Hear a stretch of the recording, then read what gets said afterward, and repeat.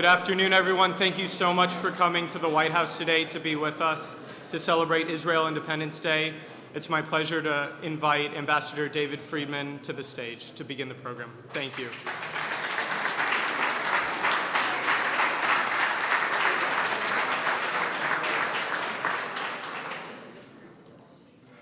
Ladies and gentlemen, distinguished guests, all of you, it is my pleasure to welcome you to what I believe is the very first time, I will leave it to the historians to confirm, but I believe it is the very first time, certainly the first time in recent memory and in my memory, that the White House has hosted a reception commemorating Israel Independence Day.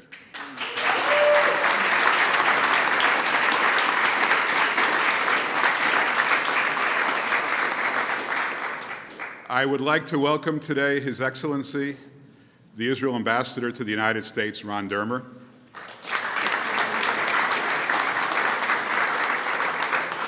As well as all the members of Congress who were able to attend today's ceremony, among them our beloved Senator Orrin Hatch, who will be addressing us today.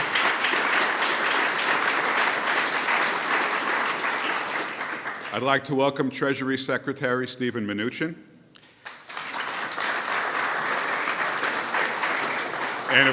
And of course, our host, the Vice President of the United States, Mike Pence.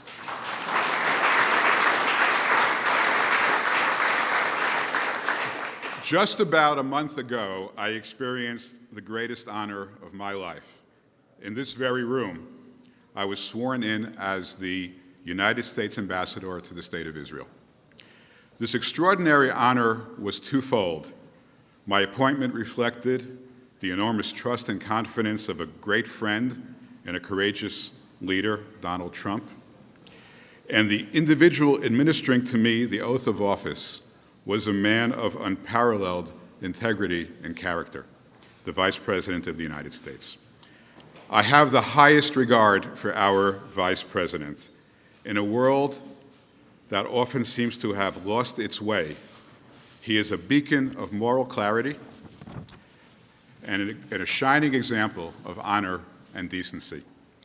As Moses charged Joshua, he is strong and resolute in the pursuit of our American values, and he is, as we all know, a great champion of the State of Israel.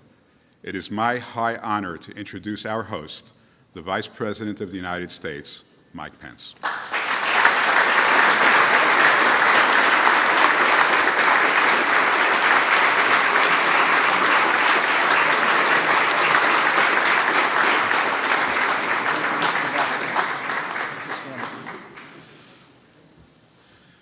Well, thank you, Mr. Ambassador. Thank you all for being here. And on behalf of the First Family, welcome to the White House.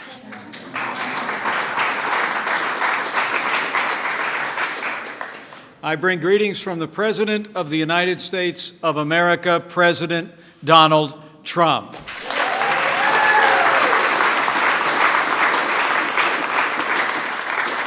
On behalf of President Trump, just a few minutes ago, I had the distinct honor to wish a happy Independence Day to Prime Minister Netanyahu over the phone as we celebrate the 69th anniversary of the independence of America's most cherished ally, the Jewish state of Israel.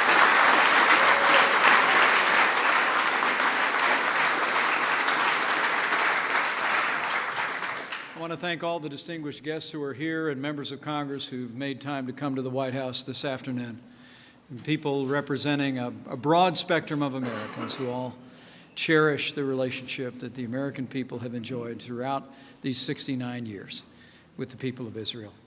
It's humbling to be here with you on this remarkable and even a hallowed day. As Secretary Steven Mnuchin to Ambassador David Friedman.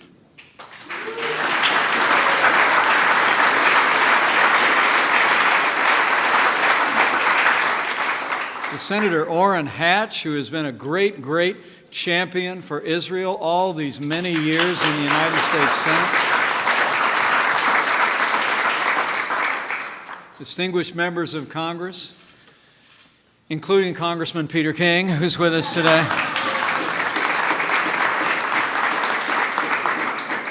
the Republicans and Democrats who are gathered here, honored guests, my fellow friends of Israel, thank you. On behalf of the President of the United States, just thank you for being here today at the White House to celebrate this day, the anniversary of a moment that will be remembered for eternity. You're all here, all of you, regardless of your home, your creed, because on this day, the 5th day in the month of Iyar, in the Hebrew calendar in 1948, nothing short of a miracle occurred.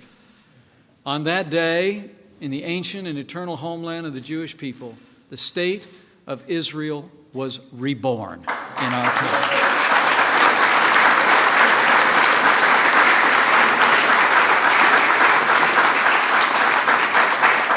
On that day, the Jewish people's 2,000-year exile, the longest exile of any people anywhere, ended. And on that day, a prophecy literally came to pass.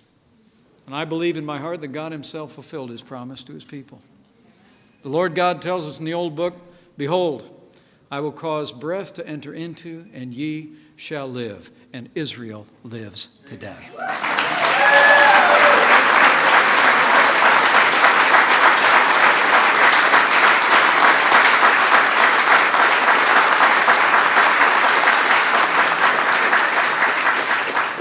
Today and every day, the state of Israel and her people bear witness to God's faithfulness as well as their own.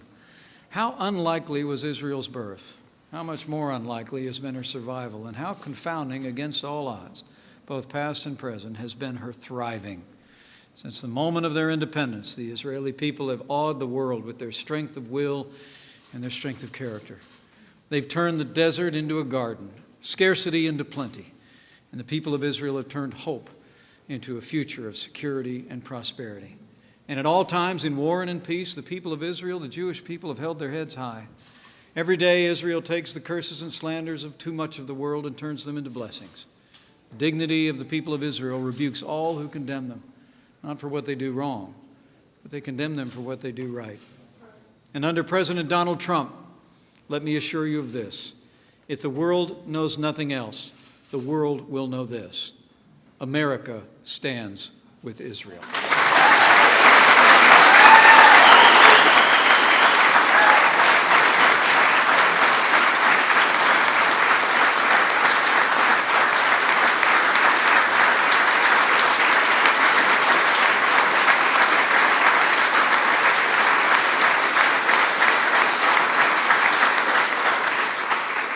President Trump stands with Israel for the same reason that every freedom-loving American stands with Israel, because her cause is our cause. Her values are our values, and her fight is our fight. And President Donald Trump is a lifelong friend and supporter of the state of Israel and its people. You know, I've seen firsthand the president's deep affection for Israel and all who cherish her, and so has the world. Just last week, President Trump stood with Holocaust survivors during the National Days of Remembrance, and he declared, quote, "I will always stand with the Jewish people, and I will always stand with our great friend and partner, the State of Israel."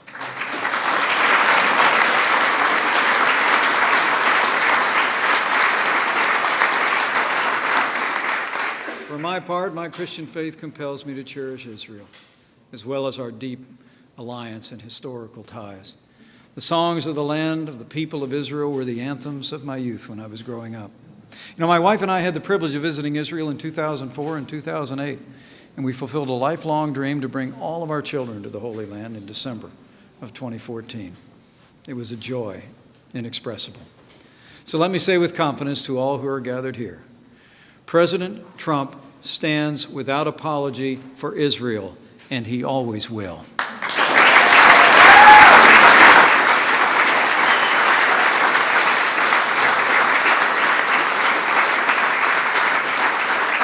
Just look at the actions our president has taken since he took office. The president named David Friedman to represent the United States of America in Israel.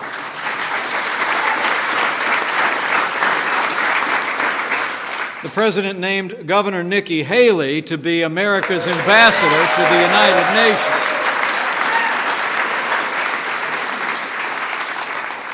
And the President of the United States, as we speak, is giving serious consideration to moving the American embassy in Tel Aviv to Jerusalem.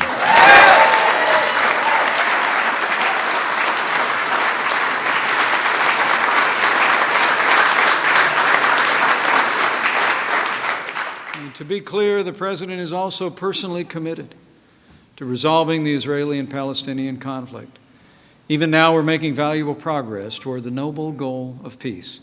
Thanks to the President's tireless leadership, momentum is building and goodwill is growing. And that while there will undoubtedly have to be compromises, you can rest assured, President Donald Trump will never compromise the safety and security of the Jewish state of Israel, not now, not ever.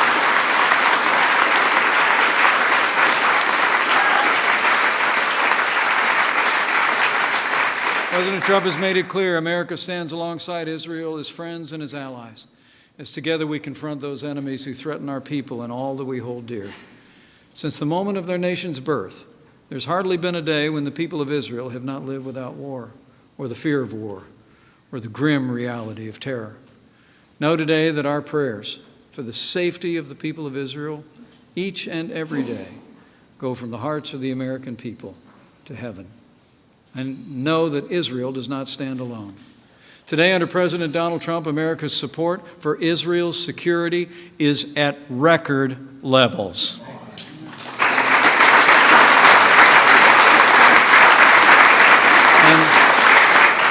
And in President Trump, America has a leader who will call our enemies by their name.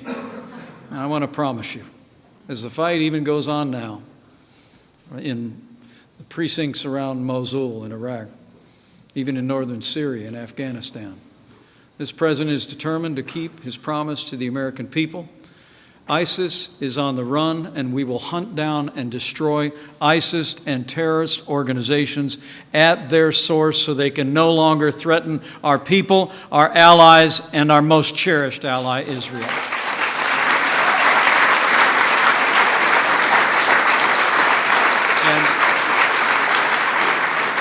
And under President Donald Trump, America will stand strong in the face of the leading state sponsor of terrorism.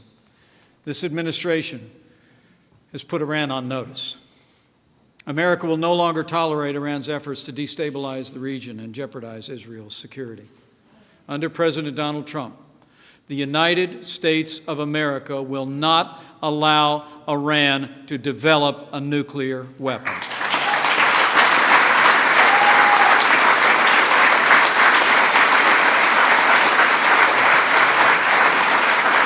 This is our solemn promise to you, to Israel, and to the world. History attests that enmity toward the Jewish people often turns from evil thought to evil action. The state of Israel bears witness to this truth.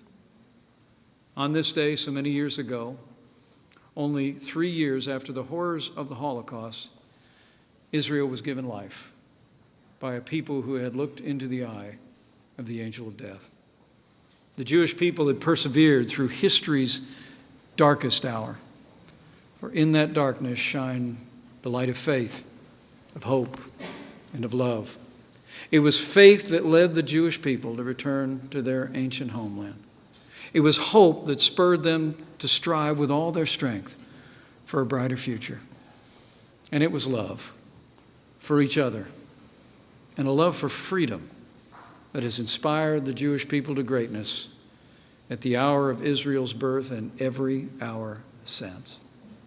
And so today we celebrate and we marvel at all that Israel and her people have accomplished.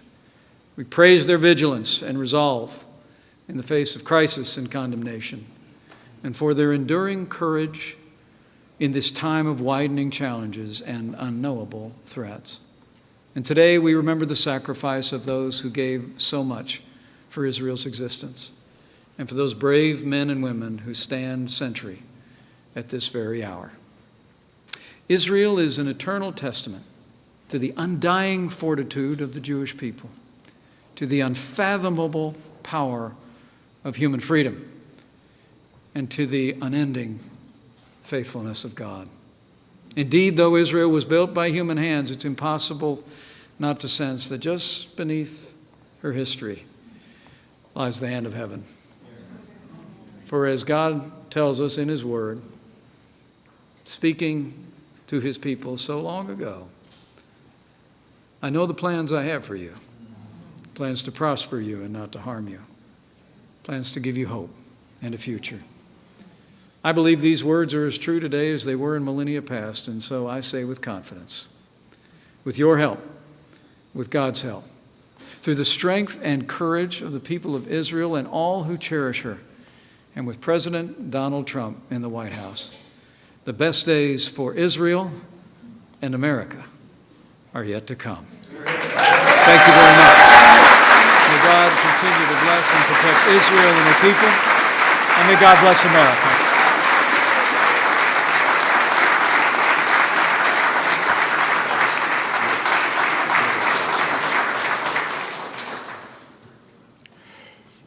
Thank you so much, Mr. Vice President, for those inspiring words.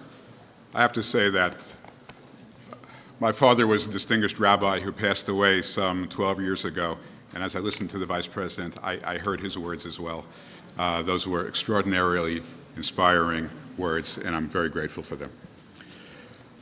Ladies and gentlemen, Chag Yom Ha'atzmaut Sameach L'chol Ohavei Medinat Yisrael. Happy Israel Independence Day to all those who love and admire the State of Israel. My heartfelt thanks to President Trump and Vice President Pence for initiating what we hope will be a joyous annual event for many years to come. Some 3,000 years ago, the great biblical warrior and poet, King David, established the United Kingdom of Israel with Jerusalem as its capital. Over the millennia, the Jewish people in Israel faced calamity after calamity, including assaults from such ancient regional powers as Rome, Syria, Egypt, Greece, and Babylonia. But a courageous core always persevered, overcoming physical threats, poverty, and other challenges to remain in their beloved homeland. For some 400 years prior to World War I, Jews in Israel were subjects of the Ottoman Empire.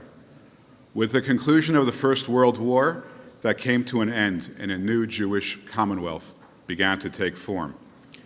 By 1948, the Jews in the land of Israel, weakened by the atrocities of the Holocaust but determined never again to return to those dark days, established a provisional government with the endorsement of the United Nations. On May 14th, 1948, corresponding to the 5th day of Iyar on the Hebrew calendar, today's date on the Hebrew calendar, David Ben-Gurion read Israel's Declaration of Independence from a museum in Tel Aviv. The world waited with bated breath to see if any nation would recognize the nascent state of Israel. The world would not have to wait long. Within minutes, President Harry Truman, against the advice of many within his own government, offered the endorsement by the United States of the reborn State of Israel. And as a testament to the subsequent unanimous support of the United States for America's ever-deepening relationship with the State of Israel, we are now here today celebrating Israel's Independence Day at the White House. Israel's birth was not easy.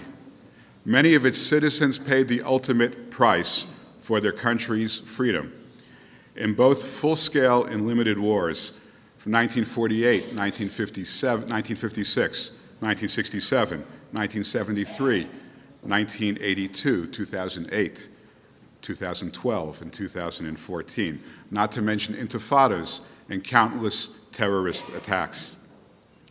The State of Israel remembered her fallen just yesterday on Yom HaZikaron, Israel's Remembrance Day. But today, 69 years to the day from its Declaration of Independence, Israel stands as a first world nation, a beacon of freedom and democracy, and a world superpower in science and technology.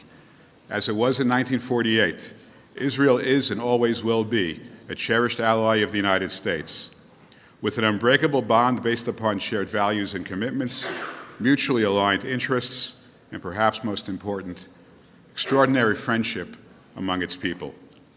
If King David were alive today, I have no doubt that he would proclaim in the words of Psalm 118 that he wrote so many thousand years ago, Zeh hayom asah Hashem nagila v'nismecha bo. This is the day the Lord has created. Let us celebrate and rejoice.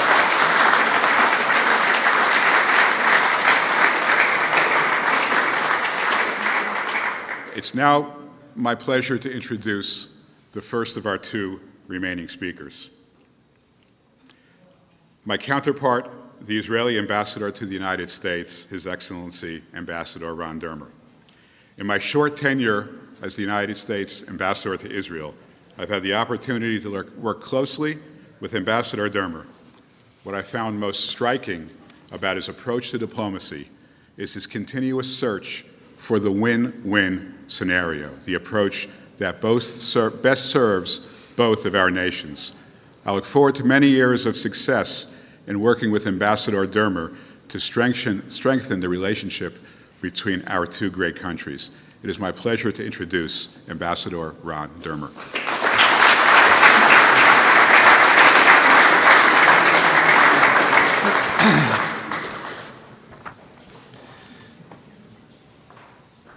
I want to thank Vice President Pence for hosting this special and even maybe historic event, and for his profound friendship to the Jewish people and to the Jewish state.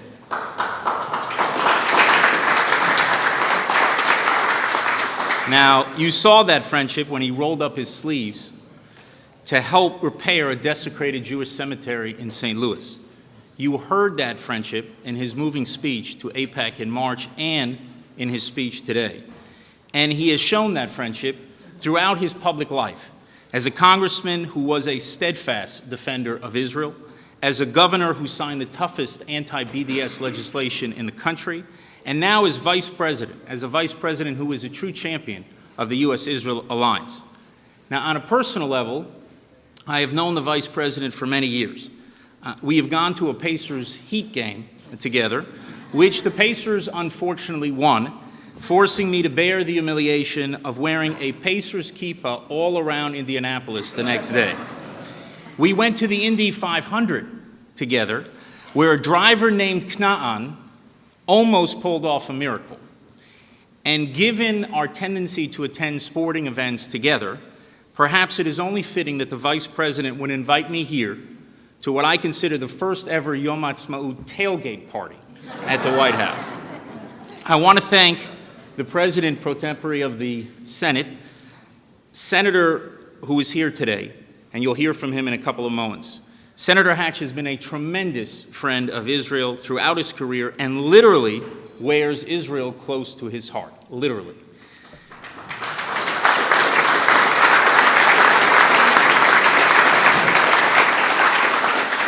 I also want to use this opportunity to congratulate once again my counterpart, the new U.S. Ambassador to Israel, David Friedman.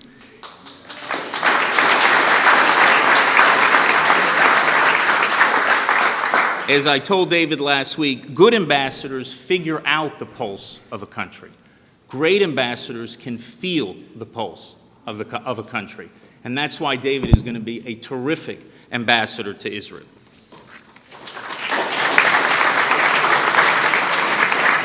Israel looks forward to your arrival in a couple of weeks, hopefully followed by the arrival of another unnamed senior U.S. official. I also want to recognize Jason Greenblatt. Jason, I think you'll agree with me that we have spent far too much time together over these last few months. You're only working on trying to bring peace to the Middle East. How hard can that be? I mean, why all these meetings? Just let's get on with it.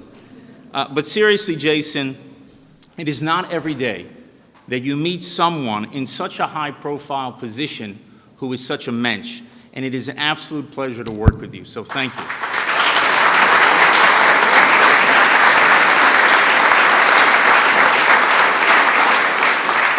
Now, usually I have to provide the biblical portion of the evening, but I think that was covered. And what I want to talk about today is a little bit about the relations between the United States and Israel. And I believe this event today in the White House opens a new chapter in the relations between our two countries. That relationship, as you know, began in this building 11 minutes after David Ben-Gurion declared Israel's independence in 1948, when President Truman became the first head of state to recognize Israel. And that moment was a great point of pride for President Truman throughout his life. In one speech, he even compared himself to Cyrus, the Persian king who had enabled the Jewish people to rebuild the Second Temple in Jerusalem. And to his everlasting credit, Truman did it against the vehement opposition of the State Department and then Secretary of State George Marshall. But contrary to what is commonly believed, Truman's recognition of Israel was not the beginning of a strategic alliance between our two countries. Far from it. The United States placed an arms embargo on Israel during our War of Independence. Israel fought the 1948 war with Czech rifles and the 1967 war with French planes because the U.S. wouldn't sell us the tools we needed then to do the job of defending ourselves. The truth is that for the first 20 years of our relationship, it was largely based on a moral commitment to Israel. The strategic alliance between our countries came in the wake of the Six-Day War and later after the Yom Kippur War. As Israel proved its prowess and resilience on the battlefield, American policymakers began to appreciate that Israel was not merely a moral cause, but a strategic asset that the United States sought to strengthen in order to help address the formidable challenges it faced in the Middle East. That was true for the last 2 decades of the Cold War, and that has been true since the rise of militant Islam as a force in our region and beyond. Today, the strategic relationship between our two countries stands, I believe, on the cusp of a new era. President Trump and Prime Minister Netanyahu both seek to upgrade our alliance and forge common policies to thwart the great dangers we face and to seize the great opportunities. Ladies and gentlemen, in recent years, some have spoken of the demise of the special relationship between the U.S. and Israel. They were wrong then, and they are even more wrong now. Exactly 3 years ago, on Israel's Independence Day, I said I believe that Israel would be the most important ally of the United States in the 21st century, for 2 reasons. First, because the most dangerous security challenges facing the United States, I should say, will continue to emanate from the Middle East for a long time to come. In the coming years, Israel's importance to America as a reliable ally and a formidable military power in a very dangerous region is likely to become more critical, not less critical, for protecting America's security interests. Second, the 21st century is a century of knowledge, in which prosperity in the developed world will be driven primarily by a country's ability to innovate. There are 2 great centers of innovation in the world today. One is in Silicon Valley, and the second is in Israel.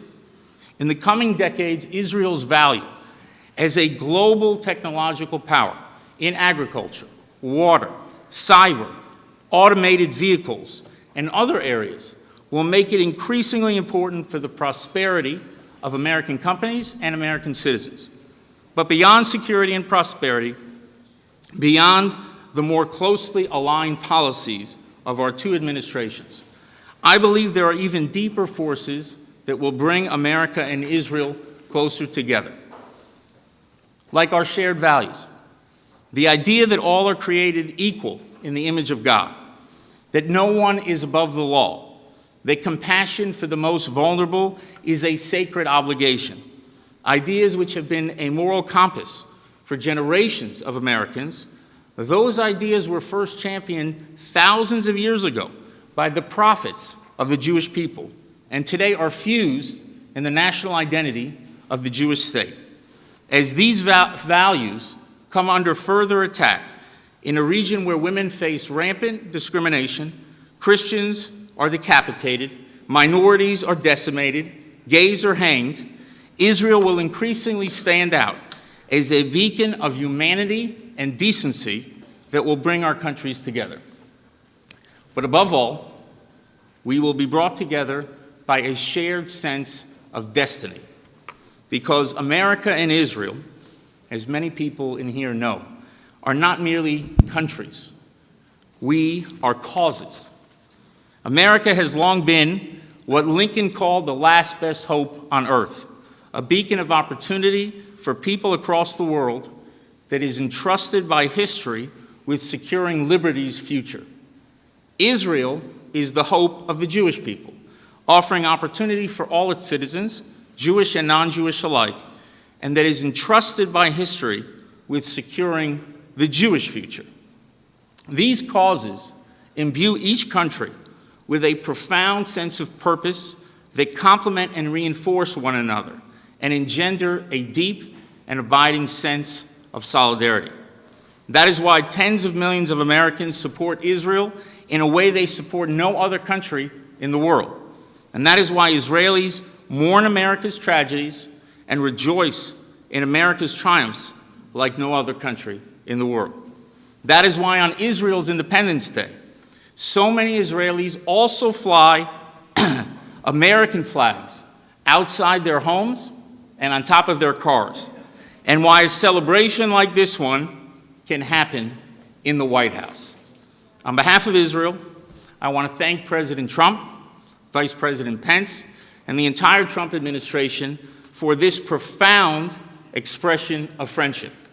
I am confident that working closely with you in the years ahead, the alliance between America and Israel will become stronger, deeper, and more powerful than ever.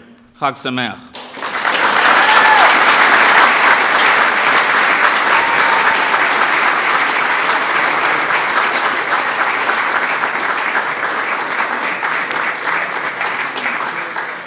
Thank you, Ambassador Dermer.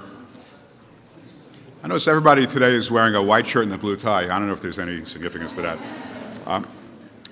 Prior to the Senate's vote on my nomination, I had the privilege to meet with approximately 40 members of the United States Senate, a process that spanned several weeks.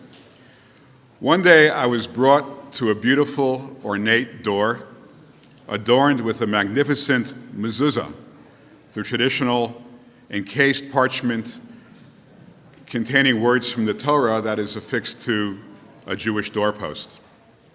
I was unaware that the Senate had opened a synagogue. It turns out the Senate had not opened a synagogue, nor should it open a synagogue, but that mezuzah guarded the door of someone every bit as divine, Senator Orrin Hatch.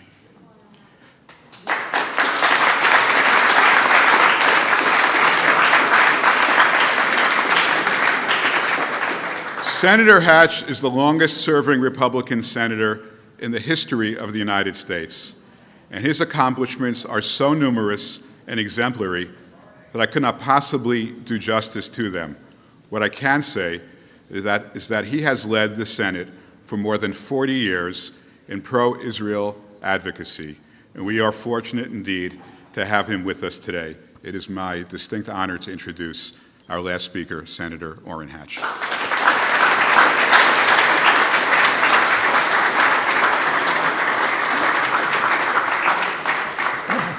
Well, thanks, my friend. I really appreciate you, and I'm so happy that you're in the position that you're in. I have to say, I've enjoyed every minute of this, and I'm really glad that President Trump and the Vice President have not only permitted this to happen, but have asked that it happens here in the White House. And I really appreciate this on behalf of all of you who support Israel so strongly. There's nobody supports Israel more than I do. And of course, in Utah, we have a large freshwater lake 40 miles south of a large salt lake. And people think there's quite a parallel between Israel and Utah because of that. But it isn't because of that there's a parallel. It is that the vast majority of people in Utah, at least 60% of them, are Mormons, who actually are the strongest supporters of Israel outside of Jewish people in this country and in the world. We love Israel. We study what we call the Old Testament. We review it virtually every other year, completely. We believe in you. We support you. And I'm honored to be here at this invitation of the Vice President. I love participating in Hebrew holidays and traditions, so much so that I've been called the most Jewish Mormon in Congress. Now, I'm proud of that moniker, and coincidentally, I turned 83 just a couple of weeks ago.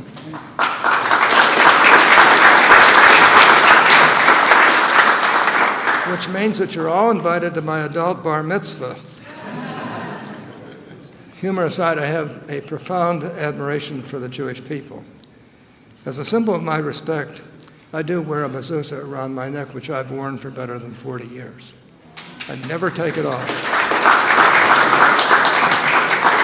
I take it off at night. I may have missed 2 days in 40 years.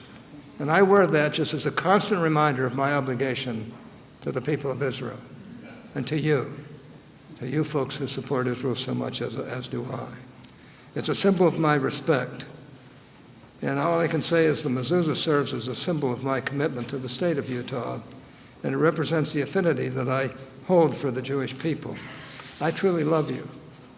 I just think you're terrific. I pray for you, and I will always, always fight for you. Among the greatest honors of my public service is when I had the privilege of representing the United States Senate in a special visit to the Holy Land last year.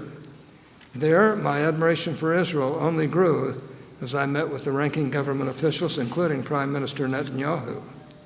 Bibi and I are close friends, and our relationship has only deepened over the years. Near the end of my visit, I had the opportunity to participate in a wreath-laying ceremony at Yad Vashem to commemorate Holocaust Remembrance Day. At the behest of my dear friend, the late Elie Wiesel, I serve on the board of directors for the U.S. Holocaust Museum. So taking part in this special ceremony was a particularly moving experience for me.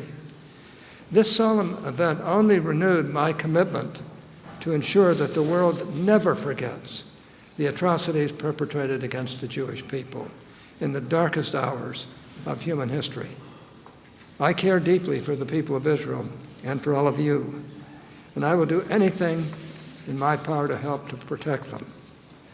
The U.S.-Israel relationship is unique among nations. Together, we share a time-tested alliance, one refined in adversity and fortified by years of friendship. We face similar threats, but we face them together, knowing full well that we are never alone in our fight against the forces of evil. Indeed, we are the strongest of allies, and I don't intend to ever see that change. But time has proven that our two countries are more than mere allies. We are friends. We are friends in the truest sense of the word. We are friends in war, and we're friends in peace. We are friends in freedom, and we're friends in liberty, bound together by the same principles of pluralism that unite our enemies against us. And today, as friends, we celebrate the independence of a great nation. Today, we commemorate the creation of the modern state of Israel, an event which, though it occurred only a few decades ago, was millennia in the making. Indeed, the actual history of your nation far predates the founding of my own. And in the Bible, we learn that the history of your people stretches as far back as time itself. An understanding of the depth and richness of the Jewish experience gives context and perspective to the celebration of Israel's independence. Yes, today we celebrate the strength of Israel's democracy, that great bulwark against despotism in the Middle East. Yes, we remember the courage and resolve of the country's founders. And yes, we commemorate the events that led to the establishment of this modern state. But more broadly, we celebrate the triumph of the Jewish people and their invaluable contributions to Western society. In the United States, we esteem our founding fathers as the authors of modern democracy, but the people of Israel can go a step further. Their forefathers were among the primary architects of Western civilization. Through their teachings in the Torah and in other religious texts, the ancient Israelites laid the moral and intellectual groundwork that made the great American experiment possible in the first place. Without the moral wisdom of the Hebrew prophets and the contributions of classical philosophy, there would have been no West and there would have been no America. When I was a young man, I played the violin. I became a very fine boxer because of that. I was a tough kid. I was 6'2" and 147 pounds. But I learned how to, because of that, my parents were very poor, but they were able to scrape together $18.75 to get season passes to the Pittsburgh Symphony Orchestra during the whole season. And I would go to every one of those, sitting in the highest positions in peanut heaven, and saw all the greatest artists, most all of whom were Jewish. Everybody from Roberta Peters to Rubinstein, you name them, they were just absolutely, Horowitz, all of them, absolutely a joy to me. And it was one part of my education that was done well. But I have to say that if we hadn't had the contributions of classical philosophy and all the other things that the Jewish people brought to us, there would have been no America. So today we celebrate not only the founding of the Jewish state, but the immeasurable good of the Jewish people. Without you, the world would know little of progress and even less of freedom. Truly, you are a chosen people. Thank you for bringing light to our world. I want you all to know that a number of years ago I took a delegation to Moscow, and we arrived late at night. It was on a Sabbath evening. It was late at night for us, it wasn't late at night for them.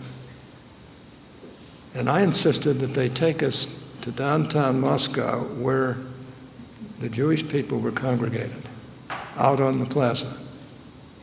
They said, we won't do it, the State Department said. I said, yes, you will.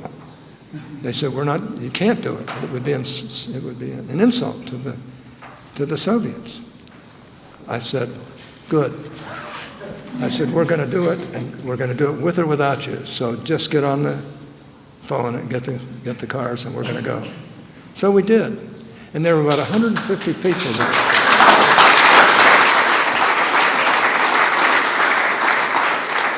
Well, thank you. I didn't think that was an applause line, but there were about 150 to 200 people there.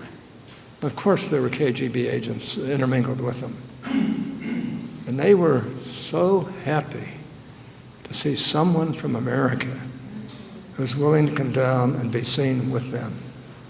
I'm sure we caused an international incident with that, but the fact of the matter was that at that particular point, I made a big fuss about Anatoly Sharansky with the Soviets. And when we were there last May in Israel, they had a big celebration, Yad Vashem, and they seated me in the front row in this huge congregation. And when Bibi Netanyahu went to go, he nodded to me. We're great old friends.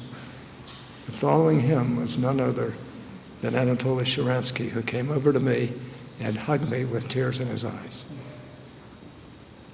I love that man. I love Bibi.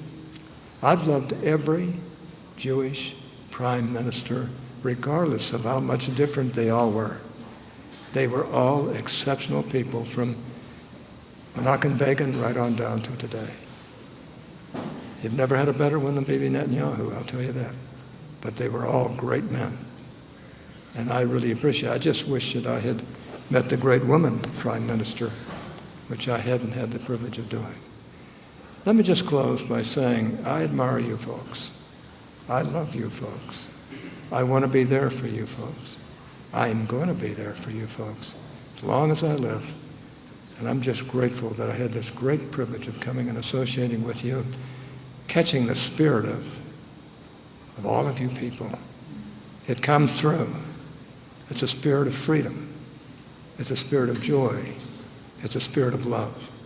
But above all, a spirit of freedom. God bless you.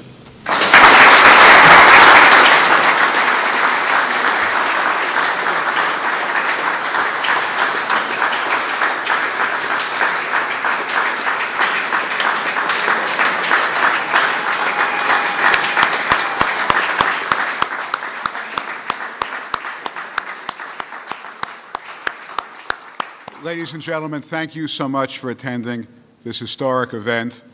May God bless the State of Israel. May God bless the United States. And may God bless the enduring, unbreakable bond between them. Thank you very much.